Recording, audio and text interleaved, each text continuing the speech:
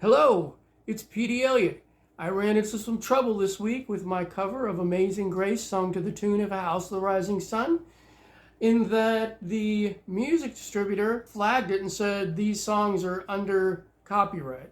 And I was kind of like, no, they're both public domain. I'm not going to say who the music distributor was. So I contacted the licensing agency, and the licensing agency got back to me and said both of these songs are in fact public domain unless you are exactly copying the organ solo by Alan Price that was done on the Animals cover from the 60s, then you're not in violation of copyright. So I sent them back an email saying this is what the licensor said, and so the distributor fixed it. But it's interesting, the power of the public domain, and I'll tell you what I mean. Both of these songs were kind of created by the public. What they became is entirely due to the fact that they became public domain.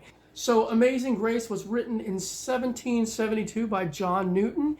He was a slave owner who became a abolitionist and a theologian. He, I think, felt very guilty, and that was one of the impetuses for writing Amazing Grace. So he didn't write any music for it, and it was actually known throughout history with about 20 different melodies, and actually his church used to just chant it. I don't even know how that would work. I'm a Baptist. We don't really do chanting in services. It wasn't until 1835 when a man named William Walker put Amazing Grace to the tune of a melody called New Britain, and that's when it became the popular juggernaut that it is. That's when it took off. It was put into a hymnal and everybody loved it. That's what we know as Amazing Grace today, is this song that evolved over time, that did not have a melody initially. People just basically sang what they want with it. People fooled around with it, and once someone added New Britain, then people loved it, and it became this huge universally beloved hymn that everybody knows. Now, House of the Rising Sun is probably an old English folk song, and it wasn't collected until the 1930s. It was collected in Appalachia, but it has roots that go way back to England.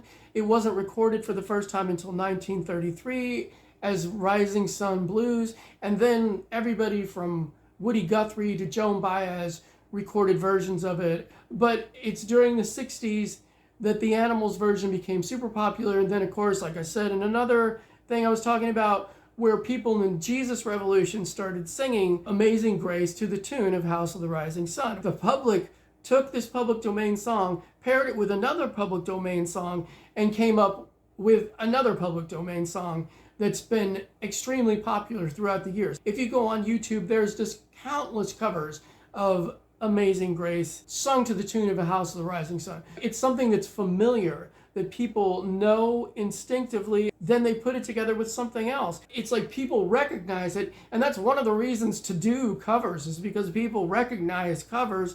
People recognize the melody. They're like, oh, what is this? It's that whole idea. It's like, okay, what is this? This is a great song. I know this. It's almost like ancestral memory. People remember this stuff. I talked about my friend in Walmart recently he's 26 years old, hearing Cars by Gary Newman in Walmart and going, oh my gosh, this is a great song. This is a great song.